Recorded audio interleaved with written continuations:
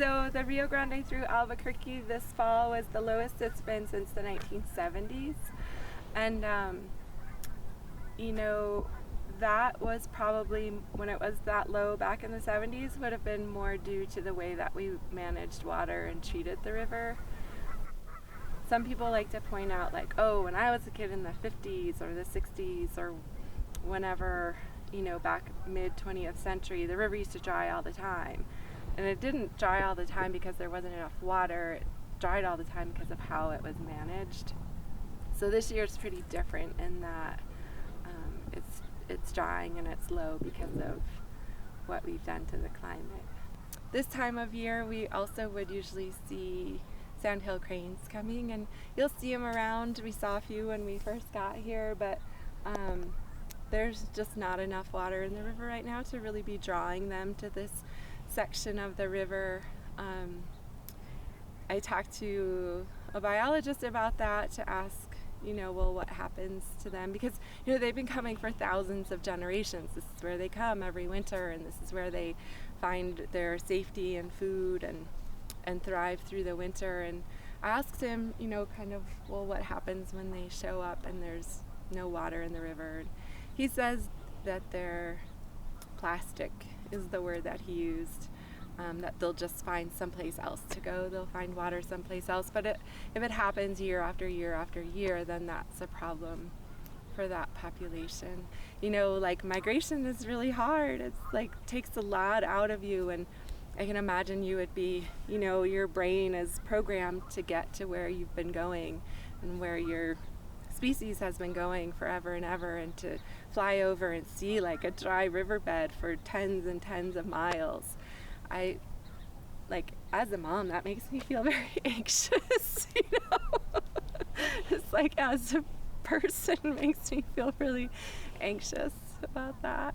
In Albuquerque this year, it was really sad to see the river so low, but it was also really exciting to see so many families and so many more people in the river all summer long, whether that was because of the pandemic and places being closed, or if it was because the river was low enough that it wasn't scary to people with kids. But I love thinking about, like, for those kids and those families, like, swimming in the Rio Grande, it's going to be a normal thing. That's something that they will always think of. And even though it was low, to connect with the river that way, I think is really important, so that those kids grow up thinking, when I was a kid, I went swimming in the Rio Grande, versus like what people say to me nowadays, which is like, well, when I was a kid, the Rio Grande was dry.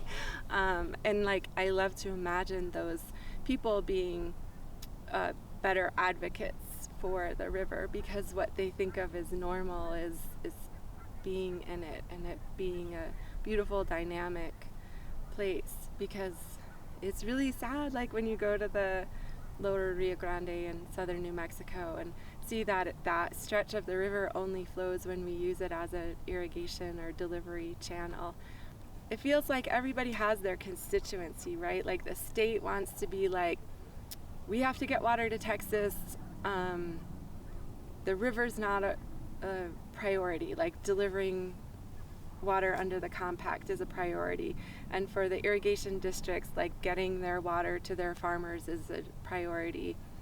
And like, everybody involved in the management of the river has like their constituency that they need to take care of, and there's nobody, you know, there's like environmental groups that will become involved or will sue sometimes.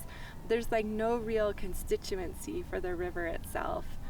And I think maybe as we see it get lower and drier, there will be more people who decide like that's not okay, and I would like to figure out how to make that not so. But sometimes I worry that we're like a little bit too late, like we should have been doing this 20 years ago.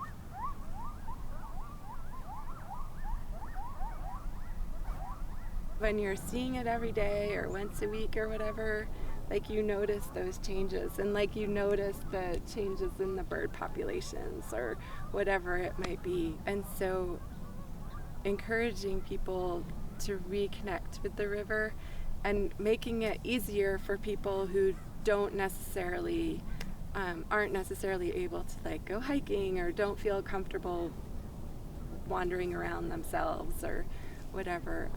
I think there's lots of ways that we could figure out how to do that better.